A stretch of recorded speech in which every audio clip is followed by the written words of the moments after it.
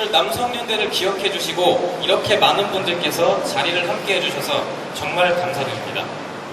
성재기 대표님에 비해 인지도가 제가 좀 없는 관계로 짧게 제 소개를 하도록 하겠습니다.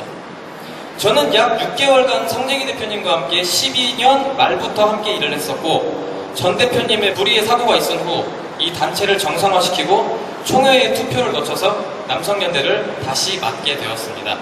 전 원래 작곡을 전공하던 대학생이었습니다. 올해 26살의 휴학생이고요.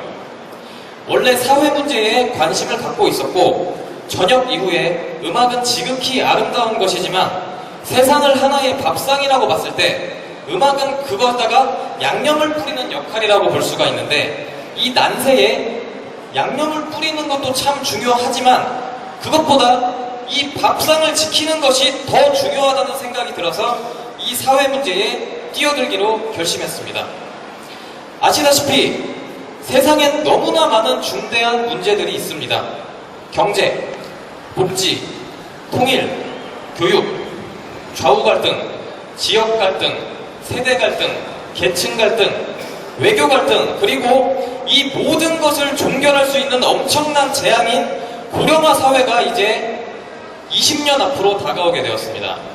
전 평생에 걸쳐서 이 모든 문제들을 모조리 해결하고 이 나라의 통일을 주도해서 이 나라를 강대국의 반열에 올리고 온 인류의 번영을 위해서 죽는 날까지 모든 것을 바칠 생각입니다. 그중 우연히 양성평등 문제에 가장 먼저 뛰어들게 되었습니다. 그리고 현재까지 제가 가장 많이 연구한 분야이기도 합니다. 이 수많은 과업 중에 왜 하필 양성평등 분야를 먼저 하게 되었는가? 그 이유는 성재기 전 대표님과의 만남이었습니다. 이제 또 우연한 기회로 교육과 청년 분야로 활동을 넓힐 예정이고, 이러다 보면은 언젠가 제가 이 모든 문제들을 다 맡게 될 날이 올 것입니다. 그러면은 제가 할 일이 너무 많겠죠. 그렇게 되면 저 혼자 모든 일들을 만기칠랑할 수가 없기 때문에 함께 할 동지들도 많이 모으고 있는 중입니다. 그리고 이 자리에도 그런 동지들이 있길 바랍니다. 오늘 말씀드릴 양성평등과 페미니즘에 대한 문제는 현재 앞서 말씀드린 경제, 통일, 교육만큼 메이저한 분야로 우리나라에서 취급받고 있지는 못합니다.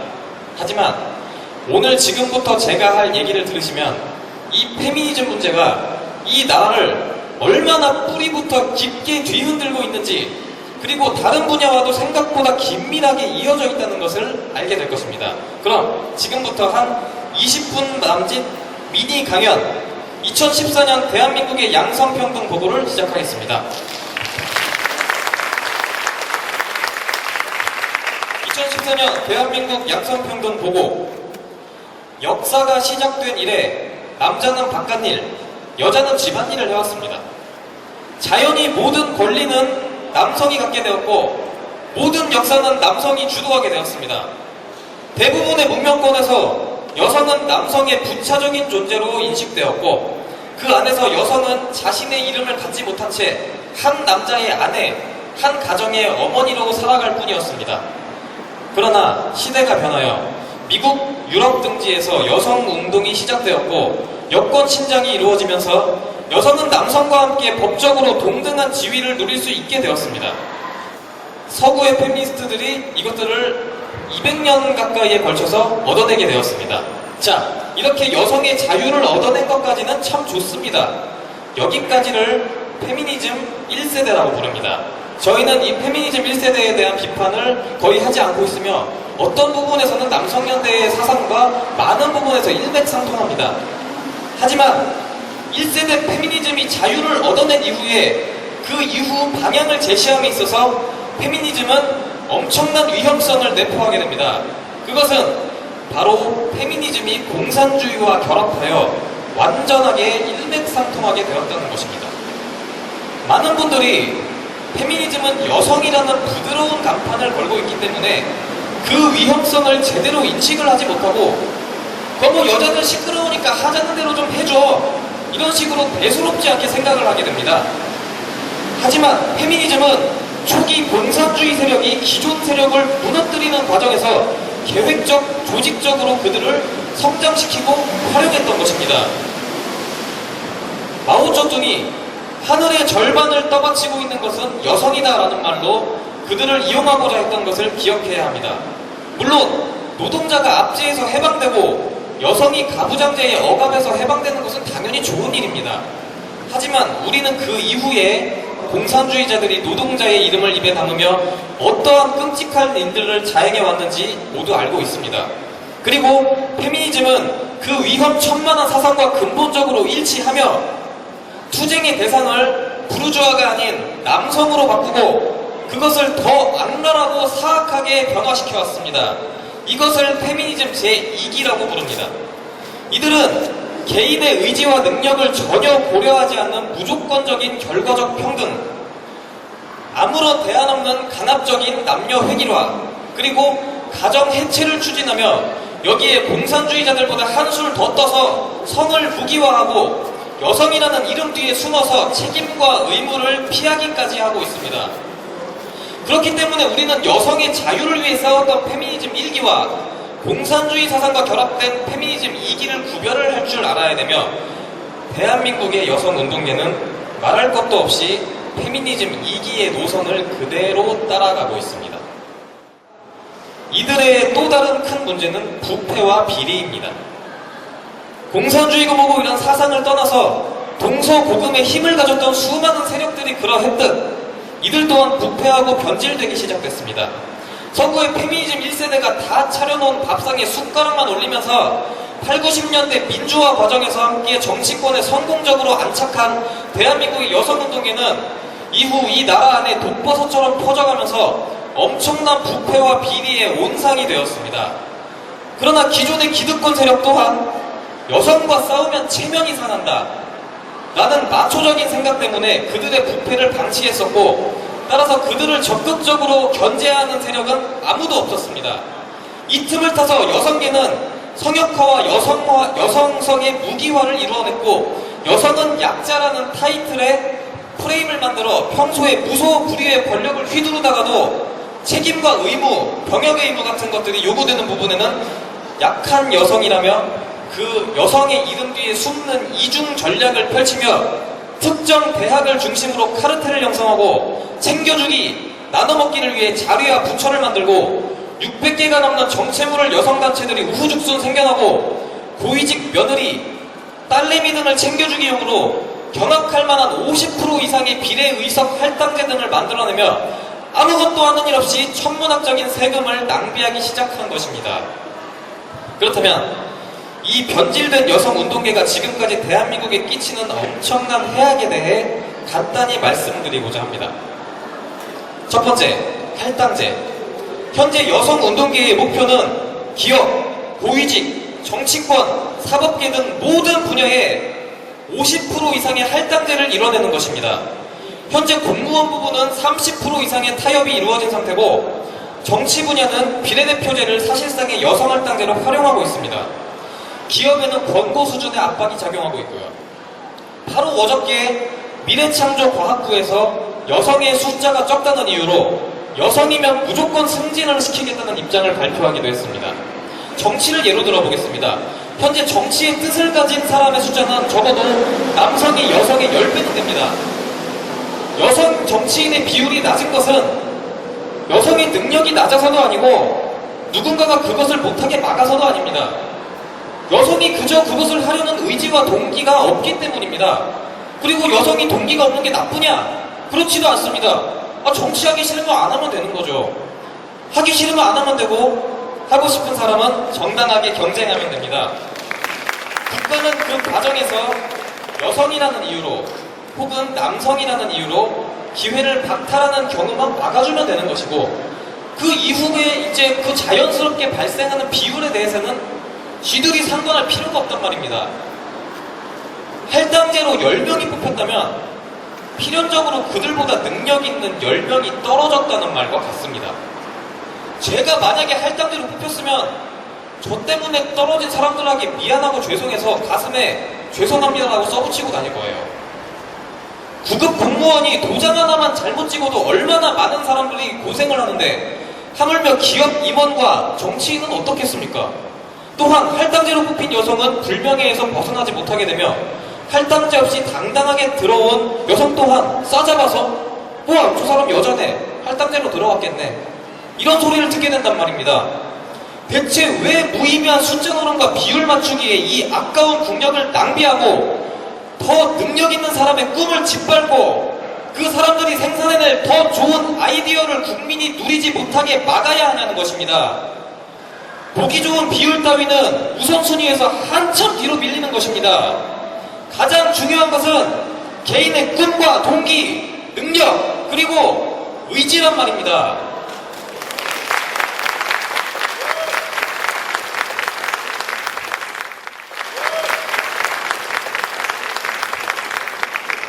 자, 두 번째는 임금 격차 문제입니다. 지금 여성계에서 남녀 임금 격차가 30%가 넘느니 OECD 상위권이니 하며 숫자만 갖고 임금을 올려달라고 떼를 쓰고 있습니다. 그런데 그렇게 된 원인은 생각하지 않고 그저 떼만 쓰고 있습니다. 그럼 그렇게 된 원인은 무엇일까요? 전 현재 상황에서 평균적으로 남성이 여성보다 근무에 대한 태도나 의지가 더 절실하고 강할 수밖에 없다고 생각합니다. 왜냐? 여성 못나서가 아닙니다. 제 주변에도 얼마나 강인한 의지를 가진 슈퍼우먼들이 함께하고 계시는지 모릅니다. 지금 이 자리에도 몇 분 와 계시고요.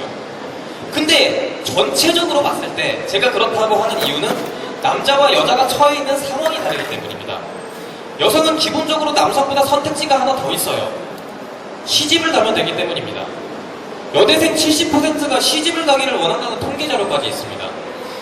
그러나 남성은 취업과 사업으로 홀로 서는 것 말고는 방법이 없습니다. 이런 상황에서 군대를 다녀오고 결혼 비용을 더 짧은 시간 안에 4배를 더 모아야 됩니다. 또한 지금까지 잘못된 교육을 받아 보호와 배려에 익숙해져 있어 굳은 일과 힘든 일을 피하려 하고 세계에서 대한민국만 있는 생리 휴가까지 사용하며 그 과정에서 무임승차자가 발생하고 있는 것입니다. 지금 외교관 쪽에서는 인력이 부족한 상황에서 미국, 일본 좋은데 다들 가고 싶어 하겠죠? 근데 여성들은 그쪽에 보내지 않으면은 일을 그만둬버려요.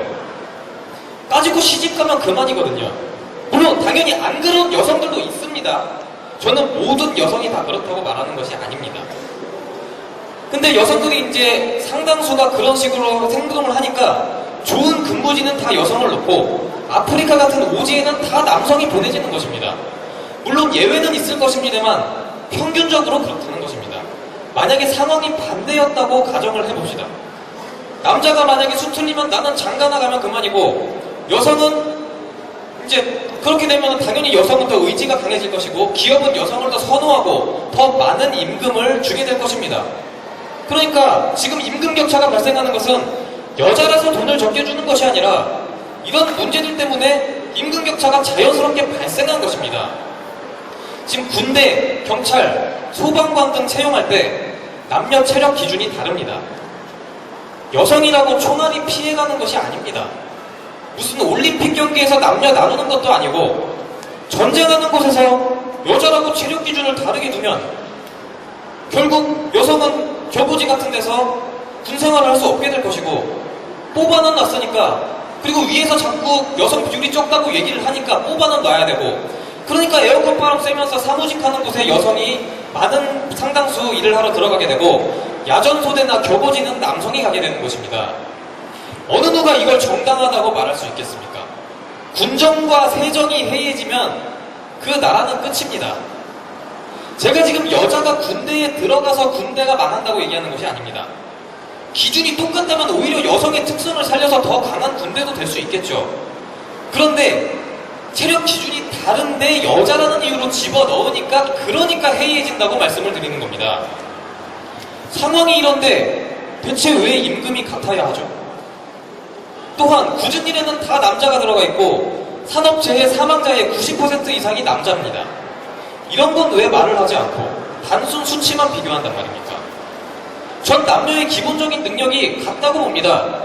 오히려 공부하는 건 여자가 더 잘해요. 온 학부모들이 남녀공학 피하려고 난리를 치고 있습니다. 아들 가진 어머니들이. 그러니까 여성이 더 나을 수도 있어요. 어찌 보면 평등의 관점에서도 효율의 관점에서도 임금 격차는 너무나 당연한 것입니다. 만약 남녀가 능력도 같고 의지도 같다면 돈이라면 목숨을 거는 기업에서 대체 왜 남자를 쓰죠? 남자를 다 해고하고 그 자리에 여자를 갖다 넣으면 30%의 이윤이 거저 생길 텐데 말입니다. 여기에 세계 유일의 생리 휴가제까지 겹치면 누가 여성을 쓰고 싶겠습니까? 온 여직원이 연휴만 되면 약속한 듯이 생리를 씁니다. 남은 일을 모두 독박 쓰게 된 남성들의 불만과 한탄이 끊임없이 나오고 있습니다. 대체 이게 정상적인 나라입니까? 애당초 자연적인 문제에 대해서 보상을 할 필요가 없는 것입니다. 추한 외모나 탈모, 유전병으로 인한 문제는 보상을 하지 않잖아요. 그런데 왜 생리만 국가와 기업이 보상해야 하느냐 말입니다. 그래도 임신과 출산은 현재 필요한 일이기 때문에 보상을 할 수도 있습니다. 남성연대도 임신과 출산에 대한 보상은 지지를 하고 있습니다. 이 모든 것들이 결국 근로이욕 저하, 기업 생산성 저하, 국가 경쟁력 저하, 여성의 피해의식 증폭, 남녀 갈등을 초래하게 되는 것입니다. 그리고 이것은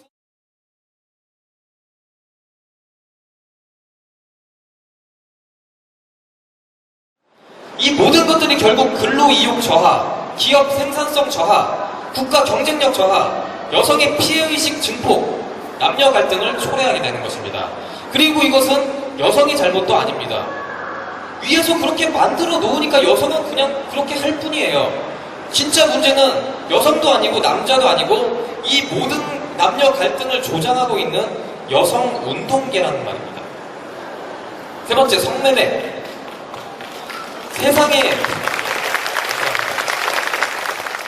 세상에 성매매라는 악이 없어진다면 얼마나 좋겠습니까? 하지만 성욕은 인간의 가장 기본적인 욕구이며 세상에 수많은 사람들이 짝을 찾지 못합니다. 성비는 110대 100에 육박하고 있고 성욕으로 인한 성범죄는 계속 일어나고 있습니다. 남녀가 서로 밀폐된 공간에 가서 은밀히 거래해서 서로 성을 사고 판다면 그것을 단속하는 방법은 현존하는 어떤 방법으로도 불가능합니다. 성매매가 좋다는 것이 아니라 도저히 어떻게 할 수가 없고 이걸 막으려고 하면 더욱 커지기만 하니까 어떻게 할 수가 없다는 말입니다. 이러니 차라리 관리가 가능한 곳에서 포주에 의한 착취가 일어나지 않도록 여성을 보호하고 안전하게 성병을 관리하자는 것이고 대부분의 선진국들이 성매매를 합법화, 비범죄화해서 관리하고 있습니다. 그런데 이 대한민국 여성운동계는 성매매 여성 자활 예산을 자기들이 타내려고 아무런 대안 없이 집창촌을 다 폐쇄를 해버렸는데 한 달에 500만 원 이상 벌던 여성들이 자활센터 가서 네일아트 배운다고 나가서 그걸 100몇십만 원 받고 할 리가 없단 말이에요. 당연히 결국 다시 성매매를 하러 돌아갑니다. 돌아갔는데 집창촌이 없어요. 그러니까 어디로 갑니까? 온 세계로 다 흩어져 나갑니다. 이래서 미국, 일본, 유럽 등지에서 성매매 원정을 다 퍼져나갔고 세계에서 한국이 무슨 성매매 왕국 같은 이미지가 되어버렸습니다. 하도 성매매를 많이 하러 나갔다 보니까 일본에서 이번에 25세 이상 한국 여성의 워홀 비자를 발급을 중지해버렸습니다. 대체 이게 무슨 망신입니까? 특히 일본 같은 경우에는 무슨 소리까지 나오냐 하면 위안부 할머니들을 운운하면서 니네 민족 자체가 그렇게 음란한 거 아니냐? 그러니 위안부도 우리가 자발적 성매매라고 얘기할 수 있는 거다. 할 말 있냐? 이렇게 얘기를 한단 말입니다. 그러니 어떻게 이들을 용서를 할 수 있단 말입니까? 그리고 참고로 여성가족부 만들 때 설립 취지 중 하나가 위안부 할머니 명예회복이었습니다. 이러다 보니 남자들은 우리 한국 안에서도 이제 남녀가 싸움을 하게 되는 거예요. 남자들은 여자들 보고 너네들 왜 이렇게 문란하냐 이렇게 얘기를 하고 여자들은 아니 성매매 나 여자 혼자 하느냐 남자도 같이 하는 거 아니냐 그 너네들도 동남아 같은 데 가서 성매매 하고 있는 거 아니냐 피차일반 똑같은 거 아니냐 이러면서 영원히 남녀가 싸우게 되고 이 나라에 그래서 양성 갈등이 세계 최고가 된 겁니다. 지금 네이버 댓글이나 네이트 댓글 이런 데 가보세요. 맨날 남자 여자 편갈라서 싸우고만 있습니다. 이 남자 여자가 나눠서 싸우면 누가 이득을 보느냐? 남녀가 싸워서 피를 흘리면 그 피가 굳은 발판 위에서 여성운동계가 그 꿀을 빨아먹습니다. 이런 식으로 남녀 갈등을 조장하고 아무 대안 없이 성매매를 그냥 다 없애버리면서 성매매 자활 예산 탈라고 지금 이 모든 사악한 행위들을 하고 있는 것입니다. 이 나라의 여성 운동기는 자신의 이득만을 생각하지 절대 여성을 생각하는 집단이 아닙니다.